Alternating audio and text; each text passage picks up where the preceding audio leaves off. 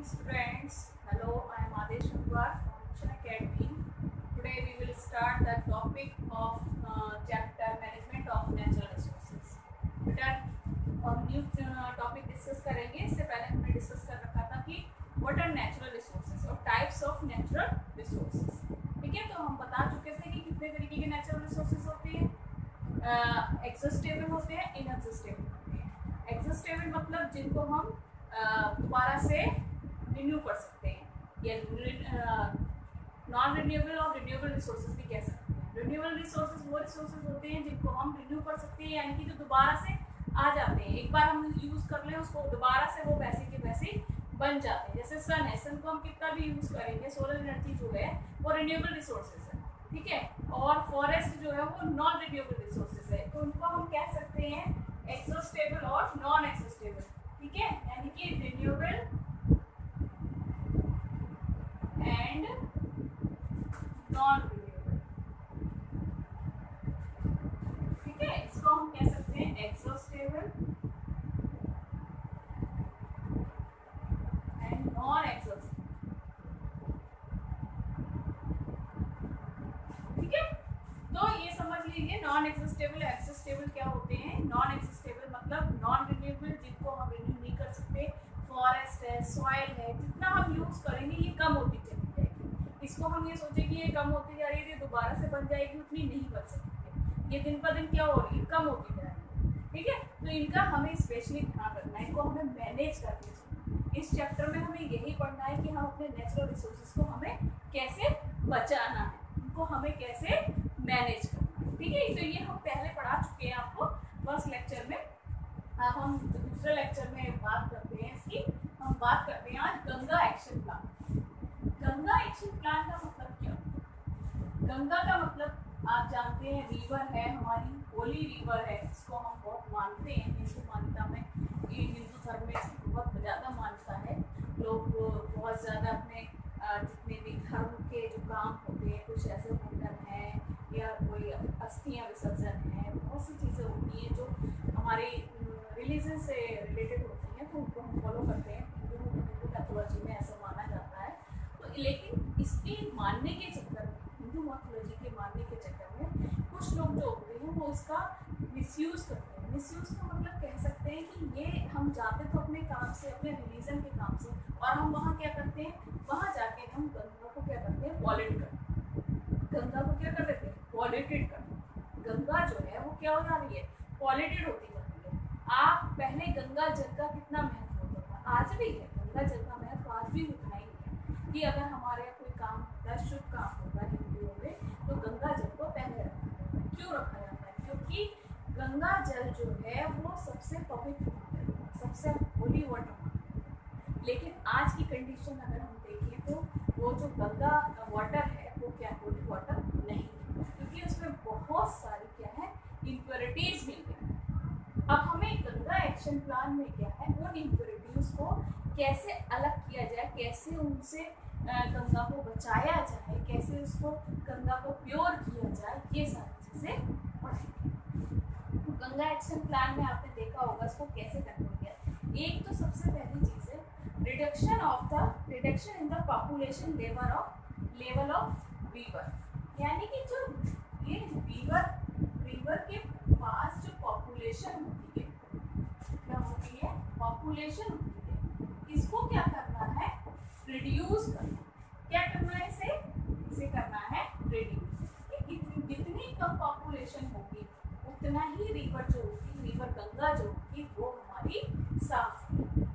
ठीक है, पॉपुलेशन जितने लोग कम होंगे वहाँ पर गंदगी कम होती चली जाएगी, गंदगी कम फैलेगी.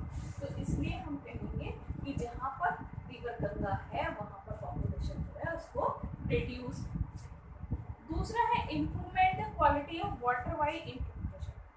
मतलब जो पानी की क्वालिटी है, जो उसके अंदर पानी की क्वालिटी है, उसको क्या करना चाहिए, उसको इम्प्रूव करना चाहिए, उसकी सफाई करना चाहिए. ठीक है, या जो उसके अंदर पानी जा रहा है वो साफ वाटर, मतलब साफ पानी, गंदा पानी नहीं खाना चाहिए. तीसरा है diversion and treatment of domestic sewage and toxic या industrial chemical waste from identified grossly polluting units entering into the river. आपने देखा होगा कि चाहे वो गंगा हो चाहे और कोई नदी हो, उसके आसपास हम क्या देखते हैं कि जो हमारी फैक्ट्रीज का वेस्ट है ना, हमारे घरों का वेस्ट है, वो सब क्या होता है धीरे धीरे करके जो निकल रहा है पानी, हमारे घरों से निकल रहा है, फैक्ट्री से निकल रहा है ना, कहीं और से निकल रहा है, वो सब कहाँ जा रहा है, गंगा में जा रहा है। जो गंगा के आसपास है तो कहाँ जाएगा, गंगा में जाएगा। ठीक है, अब वो गंगा में जब जाएगा गंदा पानी तो क्या होगा, वहाँ पर क्या होगा, गंदा पानी जाएगा, एक बार हमारी गंदी हो जाएगी और उसे साफ करना बहुत मुश्किल है। गवर्नमेंट ने पिछले 2-3 सालों में उसको, उसका लेवल जो है वो बहुत सही कर दिया है, वरना आप उस पानी को पी नहीं सकते। वो पानी इतना गंदा हो चुका होगा कि हम उसको पी नहीं सकते, लेकिन आज के टाइम में हम उस वाटर को पी सकते हैं साफ करके। ठीक है, दूसरा है कंस्ट्रक्शन ऑफ इलेक्ट्रिकल क्रीमेटोरियम, मतलब इलेक्ट्रिकल क्रीमेटोरियम में बना देना चाहिए जिससे कि पानी जो है वो साफ होना चाहिए। कंस्ट्रक्शन ऑफ कम्युनिटी टॉयलेट्स बने हुए होने चाहिए। ऐसा नहीं पता चला लोग क्या करते हैं कि हम गंगा किनारे बैठ जाते हैं, ये चीज़ तो गलत है। जिस पानी को हम इतना पवित्र मानते हैं, जिस पानी की हम पूजा करते हैं, उस पानी को ही हम गंदा कर रहे हैं, खुद गंदा करते हैं। ये बहुत, इसको हमें अवॉइड 100% करना चाहिए।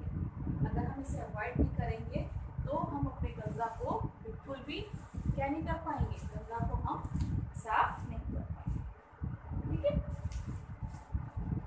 कुछ लॉज भी बनाए गए थे बेटा। ये लॉज है, फॉरेस्ट का एक्ट है 1980 का, एयर का एक्ट है, फॉरेस्ट कंजर्वेशन का एक्ट है। गंगा एक्शन प्लान जो बनाया गया था वो 1985 में बनाया गया था। कब बनाया गया था, गंगा एक्शन प्लान बनाया गया था 1985।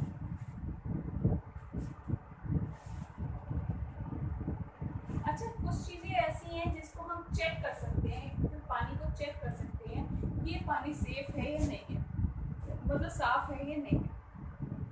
तो टोटल कॉलीफॉर्म काउंट, यानी कि उसके अंदर जो कॉलीफॉर्म बैक्टीरिया होते हैं, कौन से बैक्टीरिया होते हैं, चेक करने के लिए, तो चेक करने के लिए क्या कर सकते हैं, कॉलीफॉर्म बैक्टीरिया।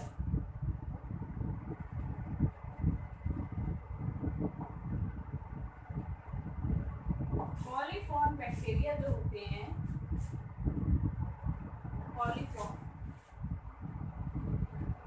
कॉलीफॉर्म बैक्टीरिया होते हैं, इनको क्या करना चाहिए, इनका ये जो है are the essential indicators of water pollution, इनसे ही पता चलता है, इनको अगर हम काम कर लिया जाएगा तो इनसे ये पता चल जाता है कि वाटर का पॉल्यूशन लेवल कितना है, वाटर का पॉल्यूशन लेवल जो है वो कितना है। ठीक है, दूसरा पीएच आप देख सकते हैं, इसको पीएच से पता चल जाता है, पीएच लेवल आप उसका मेजर करिए, उससे पता चल जाएगा। और तीसरी चीज़ है आपकी बीओडी, यानी कि बायोलॉजिकल, इसको बोलते हैं biological oxygen demand, biological oxygen demand, यानी कि इसका मतलब ये है कि पानी के अंदर जो ऑक्सीजन की डिमांड है वो कितनी है, जो उसके अंदर जो लिविंग ऑर्गेनिज्म रह रहे हैं वो उनके ऑक्सीजन लेवल के अकॉर्डिंग उस पानी की ऑक्सीजन लेवल है या नहीं, वो उसमें सर्वाइव कर पाएंगे या नहीं कर पाएंगे। ठीक है, तो ये 3 चीज़ें जो हैं ये चेक करने के लिए है, टू चेक द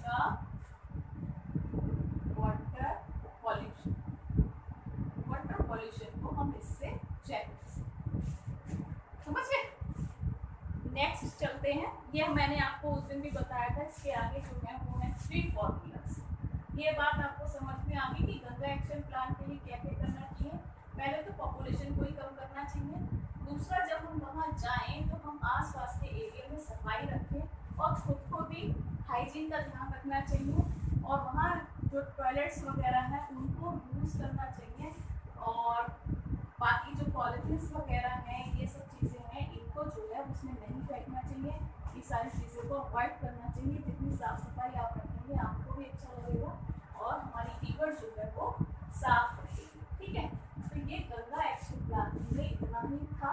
तो मैंने बता दिया। और उसको चेक करने के 3 तरीके हैं। पीएच वैल्यू चेक कर लीजिए उसकी, बीओडी चेक कर लीजिए उसका, और एक कॉलीफॉर्म बैक्टीरिया काउंट करके पता चल जाएगा कि गंगा में कितने बैक्टीरिया हैं और वो कितनी पॉल्यूटेड है। ठीक है।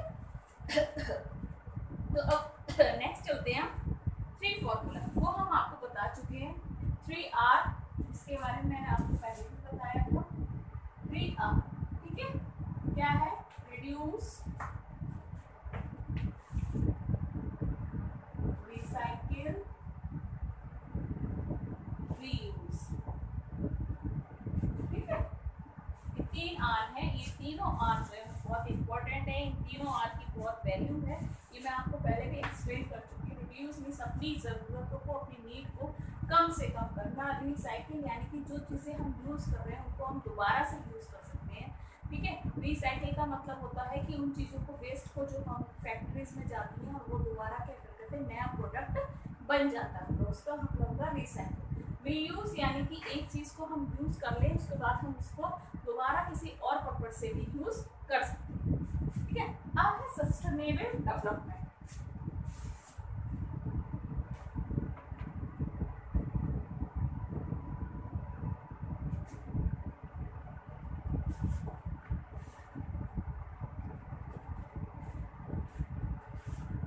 सस्टेनेबल डेवलपमेंट, सस्टेनेबल डेवलपमेंट बेटा क्या है? इसका मतलब होता है कि ऐसे रिसोर्सेज, ऐसे तरीके जिनसे कि हम अपने इन्वायरमेंट को बिना नुकसान पहुंचाए हम चीज़ों को यूज़ कर सकते हैं। यानी कि हम वो नेचुरल रिसोर्सेज को यूज़ कर सकते हैं जिससे और हमारे इन्वायरमेंट को भी कोई भी नुकसान नहीं होना चाहिए। हमारा इन्वायरमेंट जो है वो सेफ रहना चाहिए। ठीक है। तो इसके लिए हम क्या कर सकते हैं? कंटिन्यूस जो डिफॉरेस्टेशन हो रहा है या डिप्लीशन हो रहा है जो अंडरग्राउंड के अंदर, उसको हम अवॉइड कर सकते हैं, उनको हम बचा सकते हैं, उनको हमें बचाना चाहिए। मतलब इसका जो मेन रिसोर्सेज हैं जो प्रॉब्लम्स क्रिएट कर रही हैं, वो क्या क्या प्रॉब्लम्स क्रिएट कर रही हैं? एक तो डिफॉरेस्टेशन, सबसे बड़ा जो रीज़न है वो क्या है? वो है डिफॉरेस्टेशन।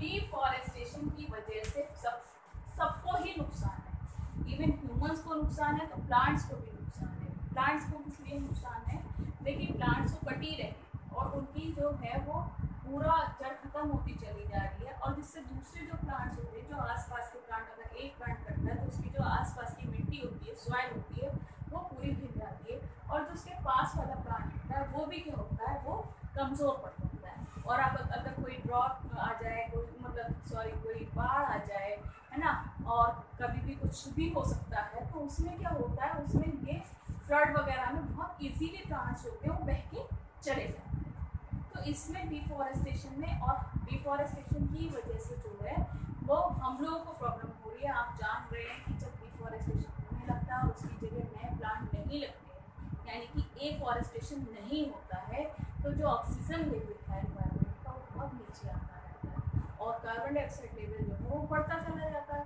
जब CO2 बढ़ने लगेगी एनवायरनमेंट के अंदर, तो ग्लोबल वार्मिंग जैसी मेजर प्रॉब्लम्स हमें फेस करनी पड़ेगी। आप जानते होंगे, मैंने पिछले में भी पढ़ाया था आपको ग्लोबल वार्मिंग और ग्रीन हाउस इफेक्ट, मैंने पिछले चैप्टर में आपको डिस्कस किया था। तो पिछले आप देखिए ग्लोबल वार्मिंग जो है वो किसकी वजह से? डिफॉरेस्टेशन। पूरा जो सीधा इस पे इफेक्ट पड़ता है वो डिफॉरेस्टेशन की वजह से होता है। तो डिफॉरेस्टेशन जो है वो ग्लोबल वार्मिंग का सबसे मेन रीज़न है। ठीक है। कोल और पेट्रोलियम जो है, कोल और पेट्रोलियम की वजह से भी पॉल्यूशन खूब बढ़ रहा है। कोल और पेट्रोलियम का आप देख रहे हैं आजकल पेट्रोलियम का यूज बढ़ता चला जा रहा है, व्हीकल्स इतने ज़्यादा बढ़ते चले जा रहे हैं, तो इलेक्ट्रिसिटी भी हमें चाहिए, तो वो कोल से बनती है। तो हमारा जो ये कोल का, पेट्रोलियम का जो कंजप्शन है वो बढ़ता जा रहा है, और उसी की वजह से पॉल्यूशन जो है वो बढ़ता चला जा रहा है। ठीक है। और है आपके बेटा जैसे destruction of flora fauna result. Flora fauna क्या है? मतलब जहाँ पर फूल की और ये फ्लावर्स की और ये सब की खेती होती है, इन सब के पूरे वो होते गार्डन होते हैं, तो ये सब भी क्या हो रहे हैं? धीरे धीरे खत्म होते चल रहा है। इनका फेस भी धीरे धीरे क्या हो रहा है? खत्म होता चल रहा है। ठीक है। इंडस्ट्रियल एरियाज जो है वो बढ़ते चले एरियाज बढ़ते चले जाएंगे तो उसकी वजह से क्या होगा, उसकी वजह से हमें लैंड चाहिए, इंडस्ट्रीज को बड़ी बड़ी लैंड चाहिए, उनकी वजह से हमें पेड़ काटने पड़ेंगे, ज़मीन चाहिए, चाहे वो एग्रीकल्चर लैंड हो चाहे वो फॉरेस्ट की लैंड हो, तो हमें वो काटना पड़ेगा, ठीक है। तो इसकी वजह से भी पॉल्यूशन जो है वो कंटिन्यू बढ़ता चलता है। समझ गए मेरी बात को? तो आप इन चीज़ों को ध्यान रखिए, समझिए। तो अब मैं चलती हूँ, जो नेक्स्ट है आपका डिफॉरेस्टेशन तो आपने समझ ही लिया, मैं नेक्स्ट चलती हूँ, आपको बता दूँ, वो है आपका need to manage our resources. ये हम पढ़ ही रहे हैं, ये हमारा टॉपिक है नया, need to manage our resources. तो रिसोर्सेज को तो हमें मैनेज करना ही है। रिसोर्सेज में आता क्या है भाई, रिसोर्सेज में क्या आता है, फॉरेस्ट आता है, और क्या आता है, एंड वाइल्ड लाइफ, ठीक है, forest and wild life. Forest तो आप जानते ही हैं, जानते हैं ना फॉरेस्ट के बारे में। तो फॉरेस्ट जो है वो क्या है, फॉरेस्ट जो है, फॉरेस्ट जंगल है, जंगलों के लिए ये किन किन चीज़ों के तरीके से हमें यूजफुल होती है। फॉरेस्ट हमें क्या क्या देती है, बहुत सारी चीज़ें देती हैं फॉरेस्ट हमें। यहाँ पर हम लिख देते हैं प्रोडक्टिव फॉरेस्ट, प्रोडक्टिव फॉरेस्ट क्या क्या देते हैं ये हमें, वुड देते हैं, ठीक है, क्या देते हैं, मेडिसिन देते हैं ये हमें, और क्या देते हैं ये हमें, फ्यूल देते हैं, और क्या देते हैं ये, फ्रूट्स देते हैं, फ्रूट्स देते हैं, और क्या देते हैं ये, फाइबर्स देते हैं, एसेंशियल ऑयल्स देते हैं, ऑयल्स देते हैं, और फाइबर्स देते हैं, एक्सेट्रा, ठीक है। बुक्स देखेंगे तो बहुत सारी चीज़ें आपको मिल जाएंगी। ये सारी चीज़ें जो हैं वो कौन देता है, ये इनसे किसी के पत्ते किसी के काम आते हैं, किसी पेड़ के, किसी की स्टेम किसी के काम आती है कोई चीज़ बनाने के, किसी का फ्रूट किसी के काम आता है, किसी के फ्लावर्स काम आते हैं, डेकोरेशन में काम आते हैं, किसी के मेडिसिन में लीव्स काम आती हैं, उनके सीड्स काम आते हैं। तो हर एक प्लांट का कहीं ना कहीं अपनी अपनी इम्पोर्टेंस है। तो फॉरेस्ट जो है वो हमारे प्रोडक्टिव लाइफ को देती है, प्रोडक्टिव फंक्शंस देती है ना। फॉरेस्ट प्रोडक्शन है, तो ऐसे क्या है, ये हमारी लाइफ के लिए बहुत सारे प्रोडक्शन करती है। प्रोडक्टिव फंक्शन क्या करती है, मैंने आपको बताया, ये मेंटेन करती है। प्रोडक्टिव फंक्शन क्या करती है, मेंटेन करती है, इसको वाटर लेवल को मेंटेन करती है, ये कंजर्विंग इकोसिस्टम को कंजर्व करती है। ये लीफ जो है वो क्या करती है, ये सॉइल को कवर करके रखती है और प्रोटेक्ट करके रखती है। रूट्स जो है वो सॉइल को क्या करती है, होल्ड करके रखती है। सॉइल जो है वो रूट्स को क्या करती है, होल्ड करती है, यानी कि रूट्स जो फैली हुई होंगी वो काफ़ी सारी सॉइल को इकट्ठा करके रखती है। और कई सारे जो फॉरेस्ट के प्लांट्स ऐसे होते हैं जो शेल्टर प्रोवाइड करते हैं कई सारे वाइल्ड एनिमल्स को। वाइल्ड एनिमल्स जो है वो उनके ऊपर डिपेंड होते हैं, उन्हें क्या मिलता है, उन्हें शेल्टर मिलता है उससे, ठीक है। तो ये आप समझ लीजिए। बायोडाइवर्सिटी हॉटस्पॉट का क्या मतलब होता है, बहुत बायोडाइवर्सिटी का मतलब आप जानते हैं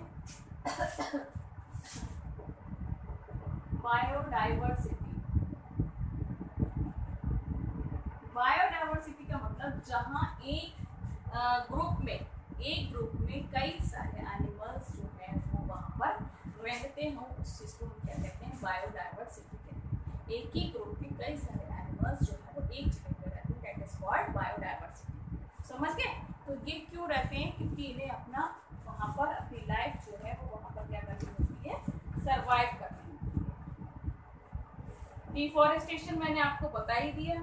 अच्छा, डिफॉरेस्टेशन की वजह से और क्या कहते हैं, डिफॉरेस्टेशन में बहुत सारी चीज़ें हैं। एक तो पेड़ों को काटना, ग्रेजिंग वगैरह, जो जानवर ग्रेजिंग वगैरह कर लेते हैं, ठीक है, सोशल फॉरेस्ट्री होने लगती है, एग्रो फॉरेस्ट्री होने लगती है।